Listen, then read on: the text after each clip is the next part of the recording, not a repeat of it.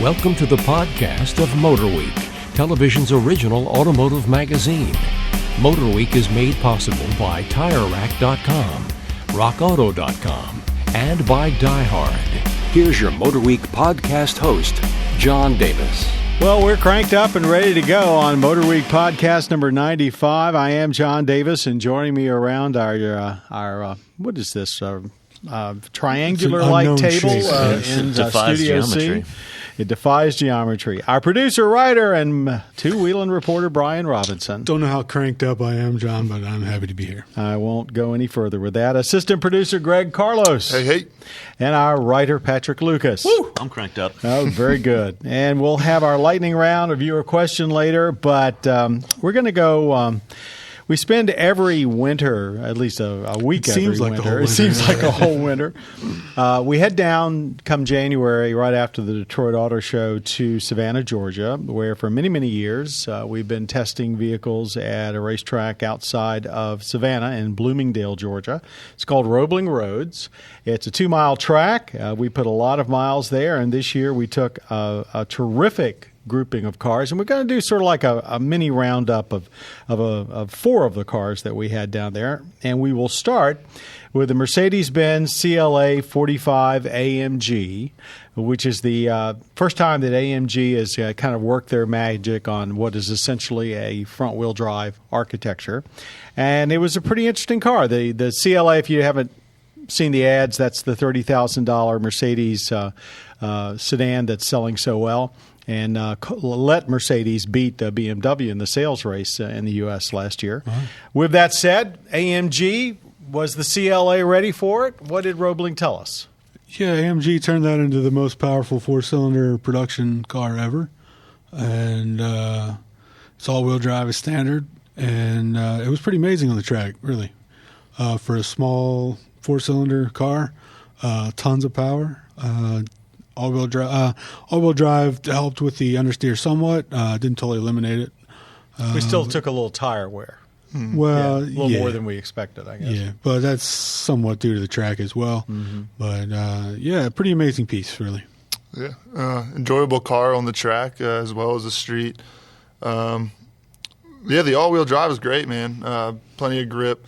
And actually, while we were putting together the road test for you guys, watching it, we're used to watching the Viper, the 911 slide around a little bit. This actually didn't slide at all. So, we're looking for cool shots of, the rear end kicking out. But just so much grip, man. It was almost, I don't want to say boring, but, Well, tell me how you were doing something different at Roebling to get those kinds of shots. We were. And I'm not so sure a lot of our audience has picked up on it yet. Yeah, if they haven't yet, you definitely will soon. We've gotten into the drone game. DSLR pros. Are we delivering packages for Amazon? Delivering road tests soon to you. We've been using a DJI Phantom, which is a drone that I'm sure many people have heard about. It's really a 4-rotor drone. Correct. It's really leading the way in affordable drones for amateur cinematographers, what have you. But DSLR pros outfitted it with new motors. They're called anti-gravity motors, which are just more powerful, more balanced. And a few other things, like you get a video monitor. So you get to a point where I was able to just look through a video monitor and not even care where the actual drone was. I was just able to see, firsthand.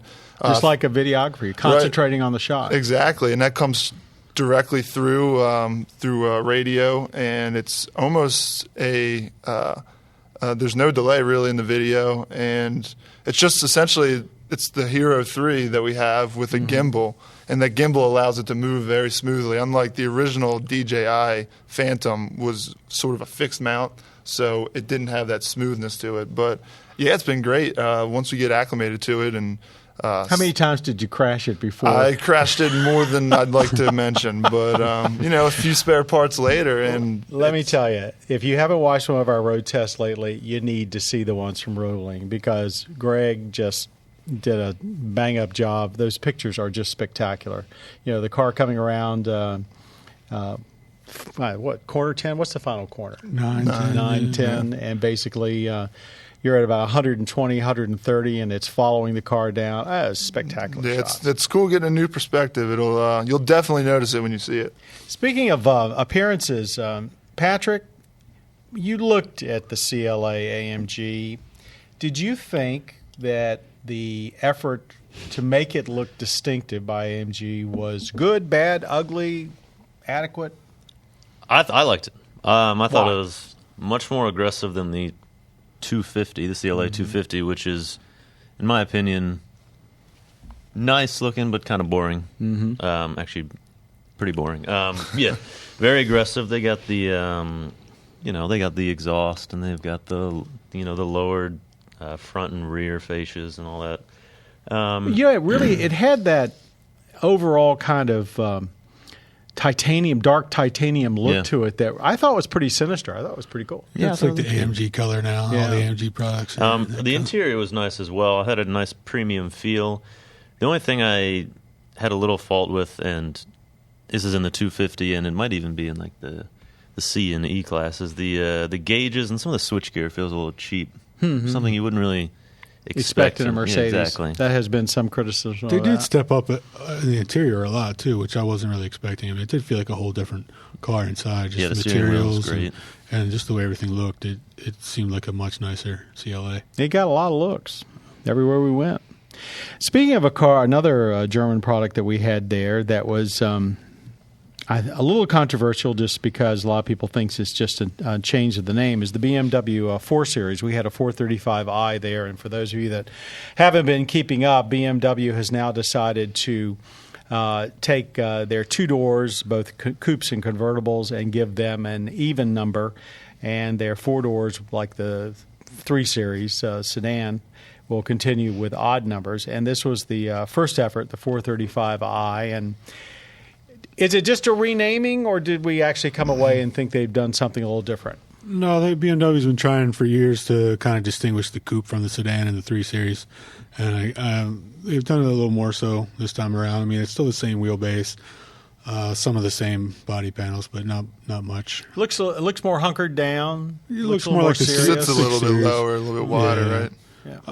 As far as on track, I mean, everything you've heard from about BMWs having less feel and blah blah blah, and it's all true. But I mean, if you get out on a racetrack, they are still a blast to drive. Especially this car, 435, tons of power, had all the M Sport brake package, handling package, and that was all probably that stuff. Pretty important too. And I mean, you got some dull steering feel, but the thing just still gets around a racetrack. Nothing unexpected about it, and I think it's great for somebody who hasn't done a lot of track time, and if you want to get into it, if you can somehow get into like a 4 Series, BMW 4 Series, it's a great car to learn a track on because it's predictable and it can pretty much handle whatever you throw at it.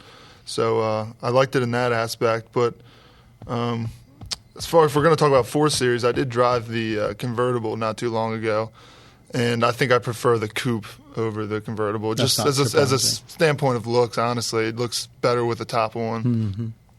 I was looking at your comments from spending so much time behind the wheel, and you did seem to make, or at least Brian, you did, in some of your notes, that you felt there was some difference between the 3 and the 4, that maybe the 4 was a little more driver oriented, and maybe that was part of what BMW was doing. Yeah, I think that's what they're trying to steer people more, if you want that more aggressive style and the more performance, look more towards the coupes, and they're going to try to steer the sedans more towards luxury and family. I mean, there'll always be performance involved in everything BMW does. Yeah. But I think you'll see that particularly in the M3, M4 coupe M4 coupe and M3 sedan when they come out.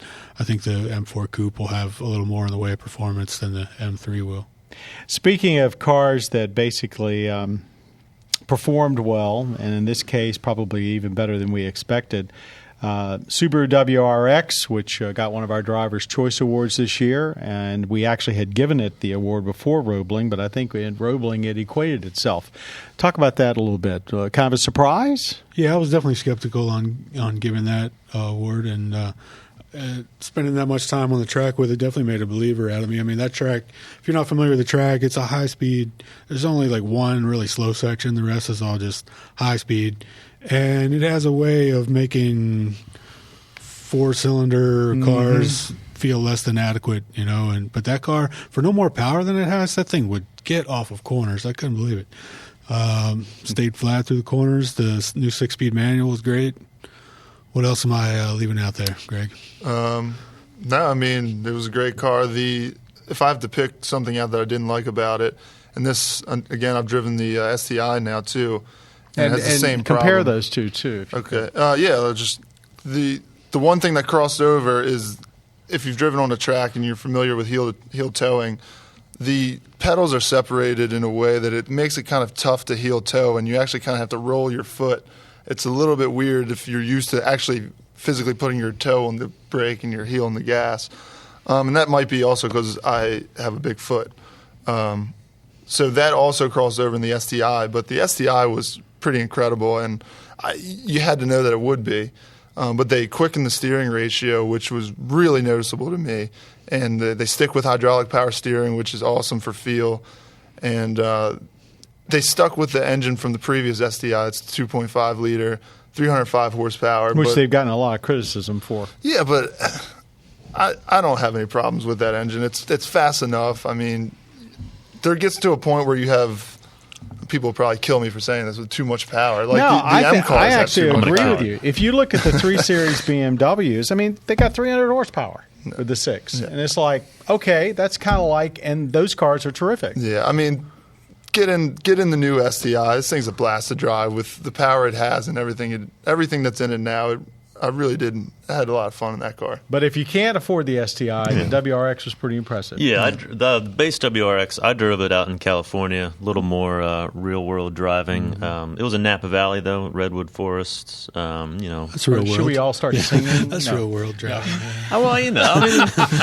There were other cars on the road. Tight turns, lots of elevation changes, and this thing still, it drives like a sports car even when you're going 30, 40 miles an hour. It just feels like a sports car. You spent some time in the CVT, right? I mean, I've heard. Yeah, we should talk about that. Probably. Yeah, I've heard that it's great for CVT, and I've heard that it's horrible. I was not crazy about it. Yeah, I don't. Have we ever driven a CVT we were crazy about? Yeah. Well, no, I don't know, but some are better than others. Yeah, but, I actually own one of the worst ones.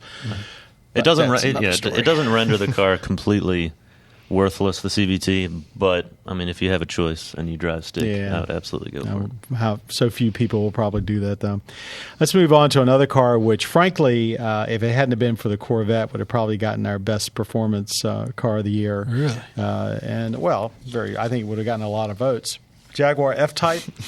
So obviously you're skeptical. Start this one off, Brian. Let's start this one off, Brian. No. All right, Jaguar F-Type. We had the about Roadster, it a lot of course. through the year. Yeah. It's hard to believe we drove this thing months and months and months ago, but I don't know. It's so pretty it didn't impressive. light your fire, huh? It's very impressive, but just some things about it, like on the track, it was very impressive. But we had the V8 supercharged V8 S, and it's loud, which is awesome. But then it's like a really artificial loud, and it just it sounds cool. Like when you start it up. And everyone looks, and that's awesome. But then when you really, then if you got to live with it, it's an in-your-face look at me loud rather than just like And just driving around the track, it doesn't sound that great. Just driving around the track. How did it feel though? My impression was that my much more limited time than yours was. It was pretty impressive performer. Yeah, above any Jag that we've driven to this date, at least in my tenure here. Turns in super quick.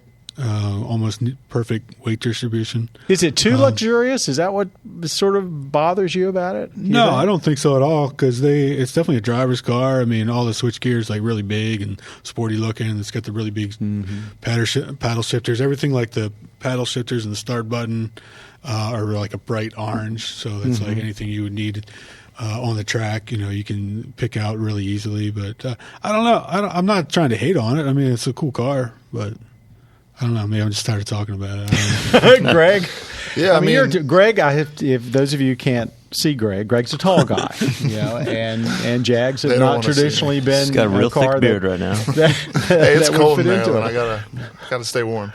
I was pleasantly surprised with his track performance. I've driven the F-Type in the real world, Patrick, but in the fake world on the track. Yeah, I was a little bit skeptical. I thought maybe it couldn't quite handle the weight. But yeah, I got out there on the first few laps and was able to do more with it than I thought I could. It still will come out on you with the power oversteer, so you have to be careful with throttle inputs. It's just something about that 5-liter supercharged puts out so much torque in the XFRS. But we're not really being critical about that. We're just saying maybe the average person is not used to the power. Yeah, if you've never driven on a track and you try and mash a throttle coming out of the apex, then you're going to be facing the wrong way. Yeah. But yeah, it's... now I'm done talking about the F-Type. Patrick, anything to add? I can't add anything new other than it's the third time we've had it in the office, and it's still impressive. It's a rather intimate feeling cockpit, which I liked. Although I have to tell you, the reason I asked Brian the question about luxury is, when I sat in it was hard.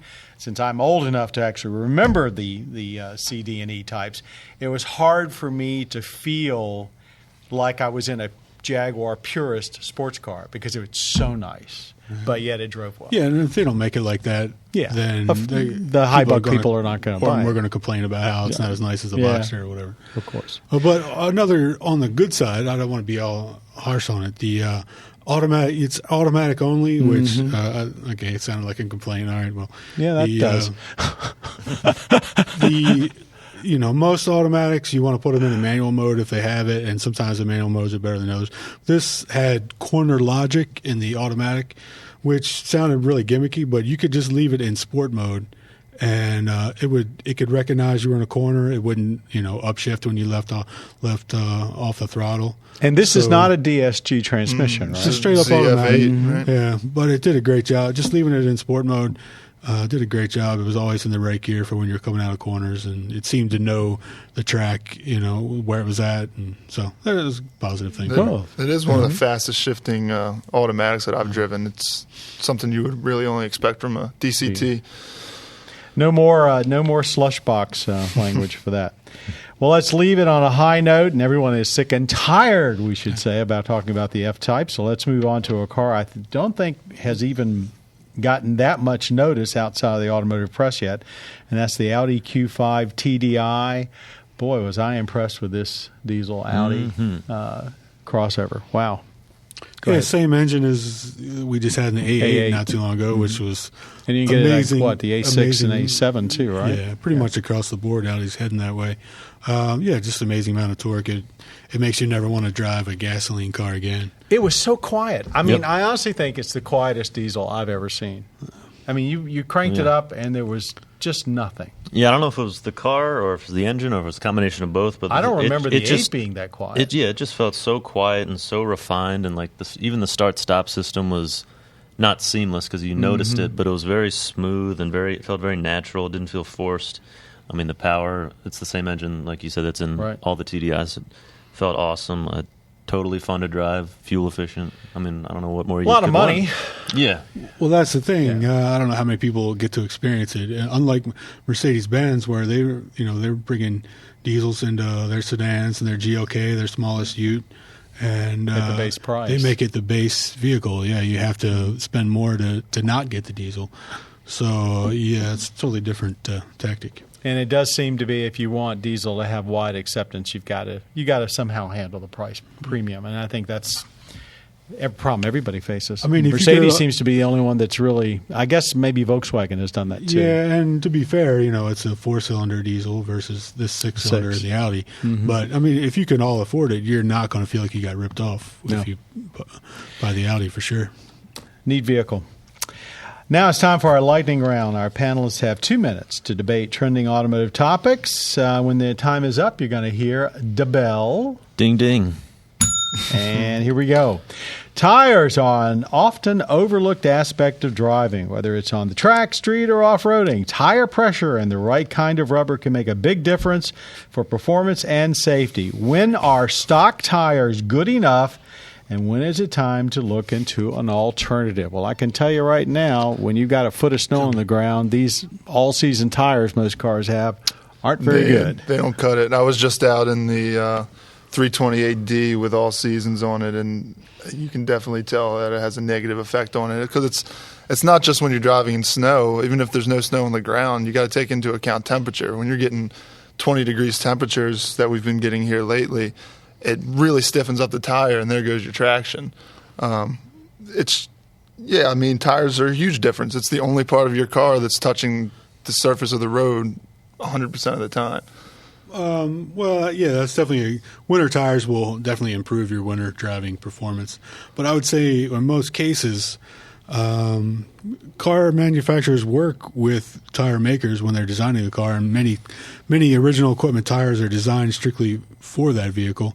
So I would say in most cases you're going to be much better off sticking with the stock tire, unless you plan on doing something other than what the car was, made for. Whether you plan on taking it track days and you want more performance, or whether you're going to do a lot of driving in the rain, you want rain tires, or whether you want to do a lot more driving in the snow. Yeah, if you live in the northern climes where you're going to put up with snow for 4 or 5 months, you might very well want to put on some winter tires. Patrick, anything to when I was in Iceland driving the Crosstrek hybrid, you don't see many hybrids from Subaru. Yeah, you don't see many hybrids. They actually had to put. They require, I think, snow tires something like 6 months out of the year or something like that. Canada, parts of Canada do that too. You have to switch over to winter tires. Winter tires, yeah. So they actually had to put new tires on the car for us. It's one of the problems I have with people that are zooming around with SUVs. They think because they've got four-wheel drive, they can stop and handle, but they've got all-season tires on them too for the most cases, and then they hit that corner. 19 to 20 inches or whatever. Yeah, and they're in trouble. So the answer, I think, is for most of the year, the tires that come on the car are probably more than adequate unless you live in an area that has unusually bad winter. Yeah, and go ahead. Go over the no. Go ahead. Go over the time. And if they're, if there's a specific thing you don't like about your tires, you can usually find one. Mm-hmm. That's whether they're too noisy, you can usually find one that's rated to be quieter, stuff like that. So, I don't know. For what it's worth, I think that's. I do believe that.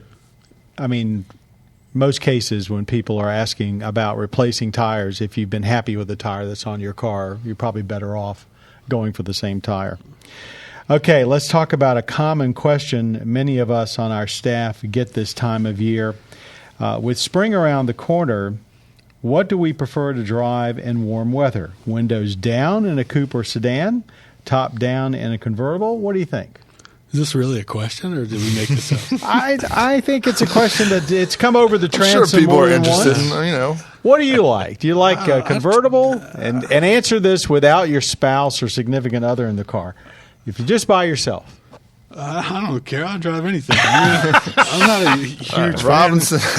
I'm not a huge fan of convertibles. I mean, if we have one in, I'll take advantage of it. I'll put the top down. Robinson puts on his tank top, throws his left arm out the driver's side, one hand on the wheel, and he's cruising. I'm definitely a windows down kind of guy. If that has any relevance, and like in the summertime, any chance I get, it's windows down. But I don't care what kind of car, whatever. Patrick? Yeah, I like windows down, sunroof open. I don't know why, but I really hate convertibles. I just think they totally ruin the look of 99% of cars. It is nice to ride in one, but I wouldn't prefer one. So, if you were going to put your money down, you get a hard top. Greg? Yeah, I'm also in Patrick's camp. I don't really like convertibles. I'll put the windows down when it starts getting warm because I just like to bask in the ambience of birds chirping and some warmth. But beautiful. It gets to a point where even still in spring, I'll put the windows back up. I'm just not a huge fan of wind coming into the cockpit. You know what? It seems to me that the cars today are more prone to the interior pressure building up, and you get that thump. You got to equalize it. Yeah. I don't know if it's we're driving faster, but I remember growing up putting the windows down and driving all day long and not having this this reverberation as the pressure builds up and it sounds like it's going to break your eardrums. Now 30, 40 miles an hour with the windows down, unless you roll all the windows down, it becomes very uncomfortable. I like driving windows down too. I think it's just everything's so much more aerodynamic now, and all the windows are inset, and I always like the commercials when they show the happy couple out, with the top down on the convertible, and they're out, in California or something, zooming around. I'm thinking, I don't know too many women that would be willing to do that because my wife, and I will speak for her, and she's not here, she wants to put a scarf on to protect her hair and everything. And by the time you bundle up that much, it's like, what's the point? Why as well just put the top up? That's why you got to have neck warmers. That like Mercedes, the air scarf. the air scarf. The Bentley has it too. The 4 Series convertible has it. And another reason why I don't like driving with my windows down, I'm sure nobody really cares at this point. When I first started, it's good. Don't beat yourself up. We all care, Greg. Go ahead. All right, well, if you say it like that, when I first started driving years ago, I had a coupon to a local ice cream shop, and it was just around springtime, and I opened up the windows, and out goes the coupon that was in my. I thought you were going to say a bird came in and ate your ice cream. No, just the coupon, and I never redeemed my free ice cream. So that is one reason. That always comes into play. Come on, is there a punchline here? That's the worst thing that's ever happened to you. I didn't say it was the worst thing. It's just it comes into mind when I'm thinking, should I put this window down? Yes or no? I don't want to lose my coupon to Hoffman's ice cream. Okay, I think on that rambling little comment, we will bring to a close our Motor Week podcast number 95. I want to thank everybody around the table who's had a lot of fun with us today. Producer, writer, and two-wheeler reporter Brian Robinson. I'll get the name right in a year or two. Assistant producer Greg Carlos. And we're going to get you an ice cream cone. Not now. We'll wait a couple months. And writer Patrick Lucas. Ew. Our thanks also to audio engineer Jim Bigwood for making us sound more intelligent than we probably are, our podcast creator Bob Mixter, and podcast producer, again, that old Patrick Lucas down there, the guy with the bell. Thanks very much for joining us. Please sure to catch Motor Week in its visual entirety on both your local public television station and on the Velocity Cable channel. Please check our listings at motorweek.org for time and station. We want to thank all of our underwriters. We talked a lot about tires today, and we should point out to folks that if they are curious about tires, Tire Rack is one of our sponsors, and they're a huge online retailer of tires. With that, I'm John Davis. Join us again soon, and thanks very much for listening and watching Motor Week. You have been listening to the podcast of Motor Week, television's original automotive magazine. Motor Week is made possible by TireRack.com, RockAuto.com, and by Die Hard. For additional information on podcasts, videos, and showtimes, visit our website at motorweek.org. And watch Motor Week, television's longest-running automotive magazine series, each week on your local PBS station.